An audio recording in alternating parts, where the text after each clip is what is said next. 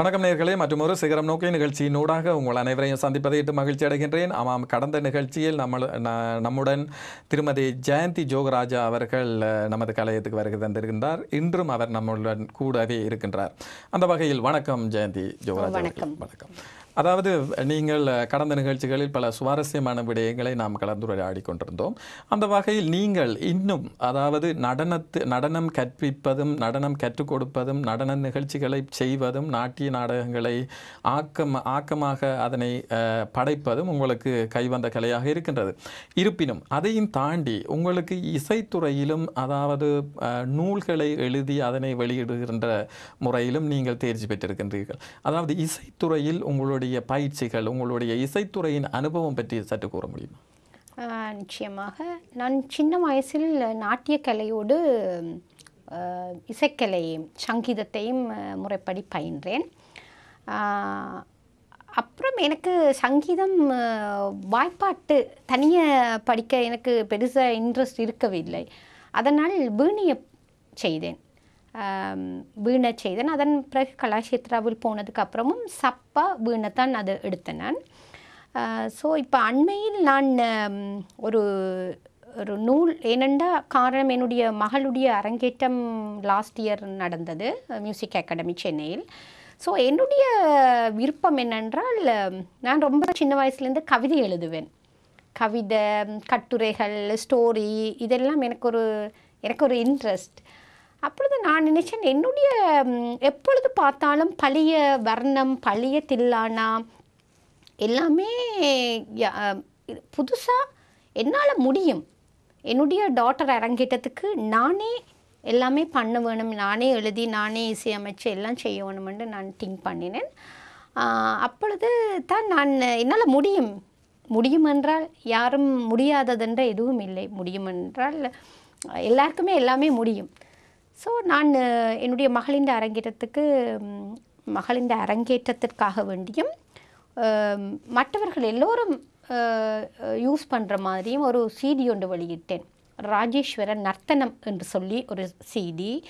அதில் ஓம்கார வந்தனம், முதல் ஓம்கார வந்தனம் ஒரு ஸ்லோகம், அம்மா தாய் பேரண்ட்ஸ். எப்போவும் எங்களுடைய கண்கண்ட தெய்வங்கள் எங்களுடைய தாயும் தந்தையும் தான். அதனால் அந்த தாய் தந்தைக்கு முதல் வணக்கம் என்ற ஒரு ஸ்லோகத்துடன் ஓம்கார வந்தனத்திலிருந்து மங்களம் மட்டும் ஒரு நாட்டிய மார்க்கம், ஃபுல் மார்க்கம்.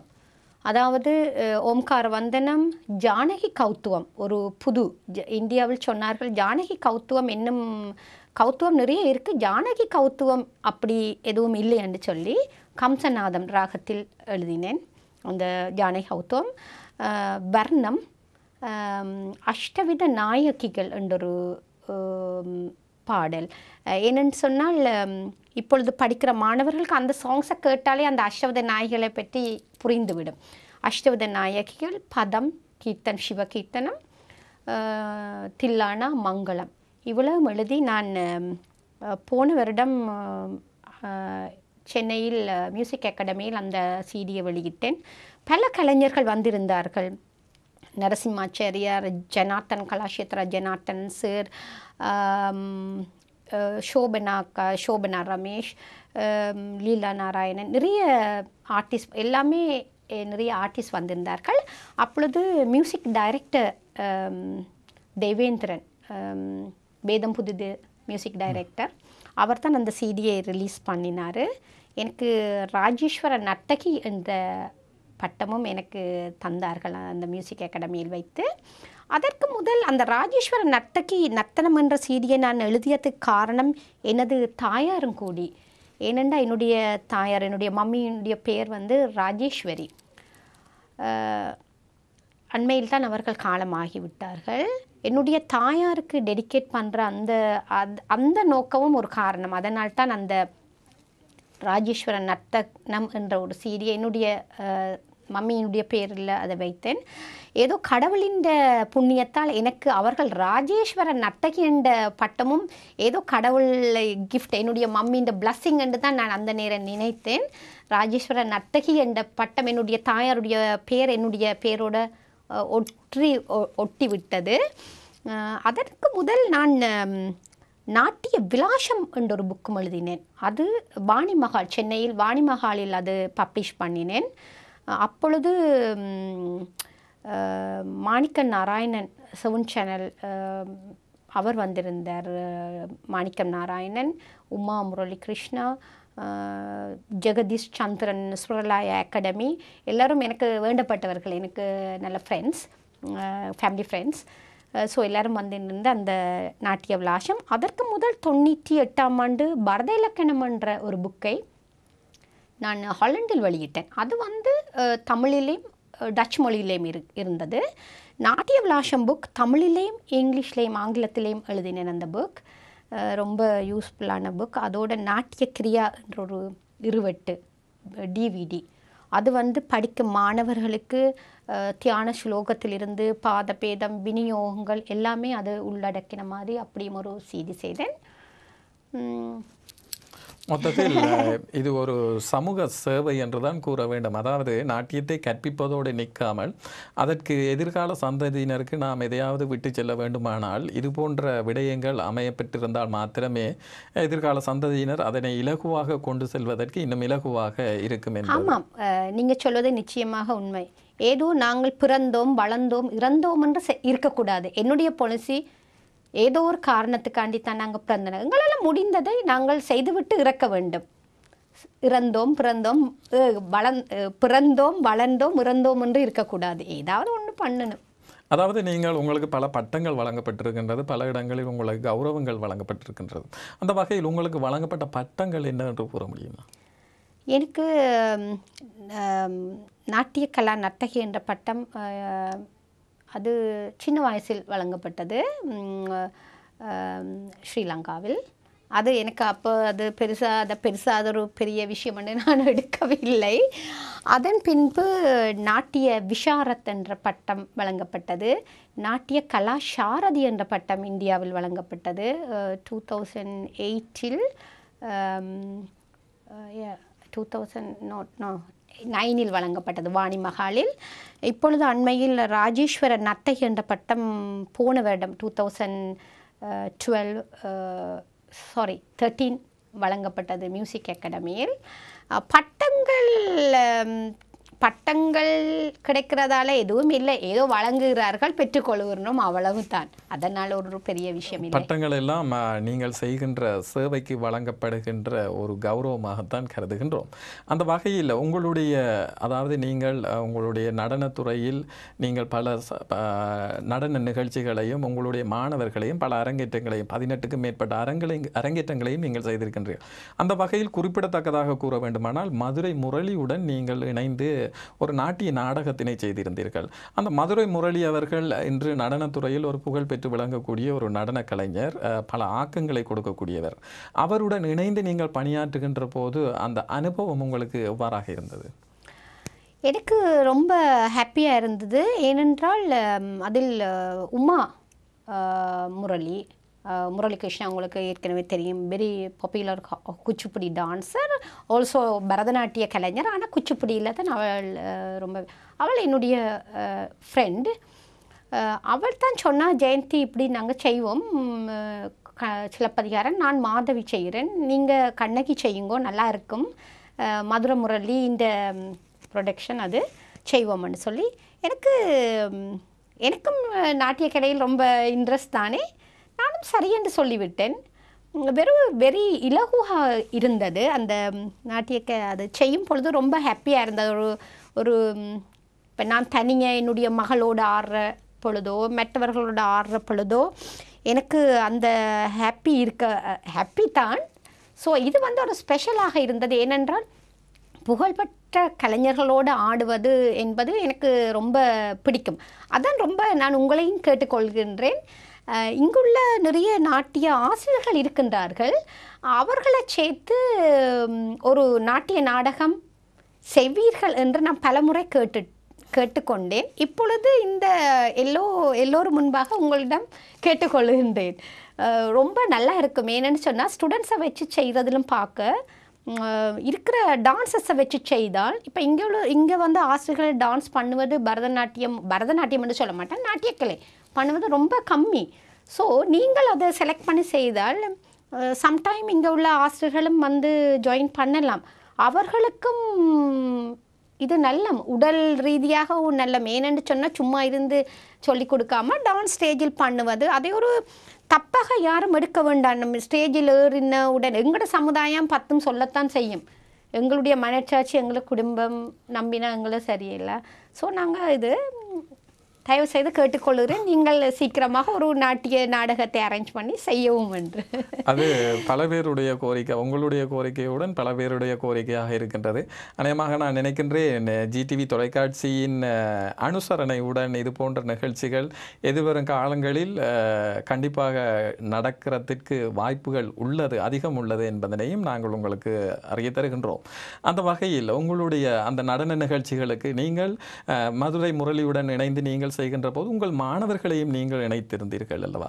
அதே போன்று ஒரு இங்கிலாந்தில் பல மாணவர்கள், பல நடன ஆசிரியர்களுடைய மாணவர்களையும் நீங்கள் இணைத்து ஒரு நல்ல சிறப்பான ஒரு நடனத்தை செய்திருந்தீர்கள். அந்த மாணவர்களை இணைத்து செய்கின்ற போது அதனுடைய கஷ்டங்கள் இருக்கும். அதாவது ஒரு நடனத்தை செய்வது என்பது மிக ஒரு ஆசிரியரின் மாணவர்களை செய்வது என்பது ஒரு இலகுவான விடயம். பல பேருடைய மாணவர்களை இணைத்து பல பேரை இணைத்து ஒரு நடன நிகழ்ச்சி செய்வது என்பது மிகவும் கடினமான ஒரு விடயம். இதை எவ்வாறு நீங்கள் சாதகமாக செய்யக்கூடியதாக இருந்தது? இது ஒரு சேலஞ்சாகத்தான் நான் எடுத்து செய்தேன். ஏனென்று சொன்னால் நாங்கள் இங்குள்ளவர்கள் இப்பொழுது நான் தான் அந்த டான்ஸ் இதை ஆர்கனைஸ் பண்ணினேன், எல்லா டான்ஸு. என்னென்னா இது வந்து உங்களுக்கே தெரியும், இதில் நிறைய கலை உலகில் போட்டி பொறாமை நிறைய இருக்கும்.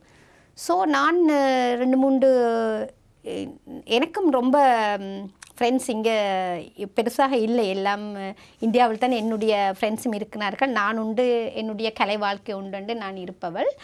ஸோ இங்கே வந்து வினோதினி சண்முகநாதன் அவளுடைய மாணவர்கள் செய்தார்கள், சாந்தி தர்மேந்திராவினுடைய மாணவர்கள், சாந்தி பிரதாபனுடைய மாணவர்கள் செய்தார்கள். அப்புறம் சாமுண்டீஸ்வரி என்று சொல்லி இந்தியன் ஒரு அவருடைய மாணவர்கள், மதுரை முரளிதரனின் குரு அவருடைய மாணவர்கள் செய்தார்கள். ஸோ நல்ல சக்ஸஸாக முடிந்தது. இருந்தாலும் ரொம்ப சிரமப்பட்டோம். ஏனென்று சொன்னால் ஒவ்வொரு மாணவர்களும் இப்போ நான் கண்ணகியாக பார்ட்டிசிபேட் பண்ணுற நேரம் என்னோட வாரது என்னுடைய மகள், என்னுடைய மாணவர்களை நான் ட்ரெயின் பண்ணி கொண்டேன். ஏனெண்டா எனக்கு ஈஸியாக இருந்தது, இலகுவாக இருந்தது. ஸோ நிறைய கஷ்டப்பட்டோம். ஆனால் கஷ்டப்படாமல் எதையும் சாதிக்க முடியாது. கஷ்டப்பட்டால் தான் எதையும் சக்ஸஸை அச்சீவ் பண்ண முடியும். அதனால் இதையும் ஒரு நல்ல ஒரு அனுபவமாக நான் எடுத்துக்கொண்டேன். உண்மையில் இது போன்ற நிகழ்ச்சிகள் அடிக்கடி நடக்கின்ற போதுதான் நமது கலைஞர்கள் ஏனைய இந்திய கலைஞர்களுடன் இணைந்து இது போன்ற நிகழ்ச்சிகளை நடத்துகின்ற போது நல்லதொரு உறவு பாலம் அங்கு அமைகின்றது, ஒரு நல்லொரு பரிமாற்றம் அங்கு இடம்பெற நிறைய வாய்ப்புகள் உள்ளன. அந்த வகையில் நீங்கள் இன்னும் ஒரு நடனத்தை அதாவது இன்று ஒரு நடனத்தை நீங்களோ அல்லது உங்களுடைய மாணவர்களோ செய்த ஒரு நடனத்தை பார்க்க வேண்டுமானால் நாங்கள் எந்த நடனத்தை நாம் இப்போது பார்க்கக்கூடியதாக இருக்கு? என்னுடைய லிரிக்ஸ், என்னுடைய கம்போசிங், என்னுடைய கொரியோகிராஃப் எல்லாத்துக்கும் ஒரு சிடி வெளியிட்டேன் என்று சொன்னேன். அதில் என்னுடைய மகள் செய்கின்றார்கள் மியூசிக் அகாடமியில். அந்த நடனம் வர்ணம், ஜானகி கௌத்துவம், அந்த 2ஐயும் பார்ப்போம். ஆமாம் நேயர்களே, திருமதி ஜெயந்தி ஜோகராஜா அவர்களுடைய நெறியாள்கையில் அவருடைய நெறிப்படுத்தலில் அமைய பெற்ற ஒரு நடனத்தினை நாம் இப்போது பார்ப்போம்.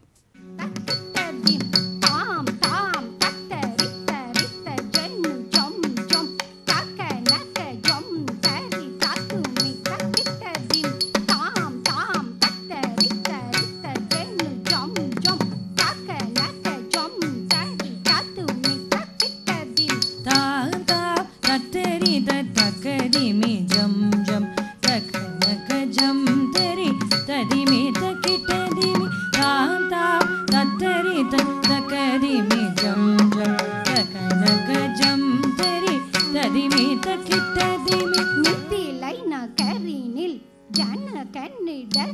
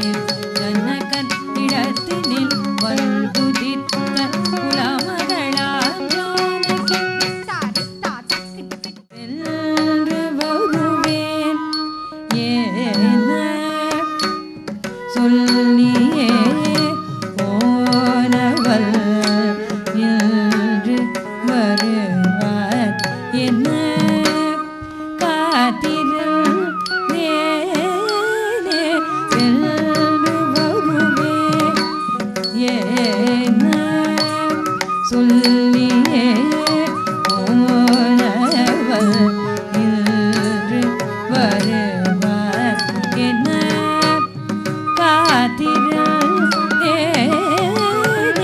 வென்று வருவேன் என்ன சொல்லியே போனவள் இன்று வருவார் என்ன காத்திரேனே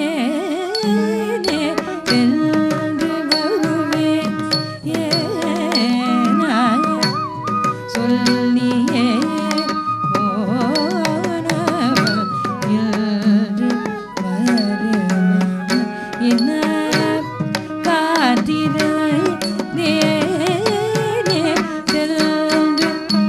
வருவேன் ஏன சொல்லியே போனவள் இன்று வருவார் என்ன காத்திரேனே வென்று வருவேன் ஏன சொல்லியே போனவள் இன்று வருவார் என்ன காத்திரேனே வென்று வருவேன் ஏன சொல்லியே போனவள் இன்று வருவார் என்ன தள்ளாங்கு தித்தள்ளாங்கு தள்ளாங்கு நல்லது, நல்லதொரு நடனத்தினை பார்த்தோம். ஆமாம், இதை நீங்கள் தான் நெறிப்படுத்தி இருந்தீர்கள்.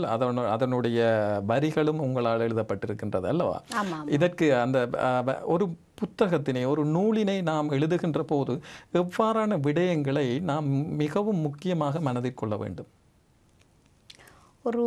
நான் நூல் எழுதும் பொழுது இப்பொழுது ஒரு நூல் எழுதினேன். அதில் எனக்கு முழுமையாக இருக்க வேணும் ஓரளவு கண்டாலும். ஸோ இப்பொழுது நாங்கள் சும்மா எக்ஸாம்பிளுக்கு சொன்னால் ஏ எழுதிவிட்டு செட் எழுதி பி எழுதி சி எழுதாமல் எக்ஸாம்பிளுக்கு சொல்லலாம். அப்படி இல்லாமல் ஒரு மாணவர்கள் எப்படி சிறுவர்களுக்கு புரிகிற மாதிரி, ஏன்னு சொன்னால் எல்லோருக்குமே புரிகிற மாதிரி அந்த ஆர்டரில் எழுத வேணும்.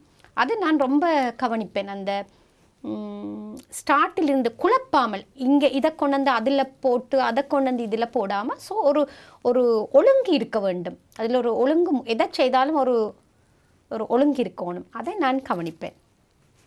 ஆமாம், பல இசை சீடிகளையும் நூல்களையும் பல வகையான நடனத்திற்கு தேவையான பல வகையான உதவிகளையும் பல வகையான காரியங்களையும் செய்து கொண்டிருக்கக்கூடிய ஜெயந்தி ஜோகராஜன் அவர்கள் இன்று நமது கலையத்தில் இருக்கின்றார். அவருடன் இன்னும் பல சுவாரஸ்யமான விடயங்களை நாம் கலந்துரையாட இருக்கின்றோம். இது வரும் சிகரம் நோக்கி நிகழ்ச்சியினூடாக. ஆமாம் நேயர்களே, இன்னும் ஒரு சிகரம் நோக்கி நிகழ்ச்சியினூடாக உங்கள் அனைவரையும் சந்திக்கும் வரை உங்களிடமிருந்து விடைபெறுகின்றேன். நன்றி, வணக்கம்.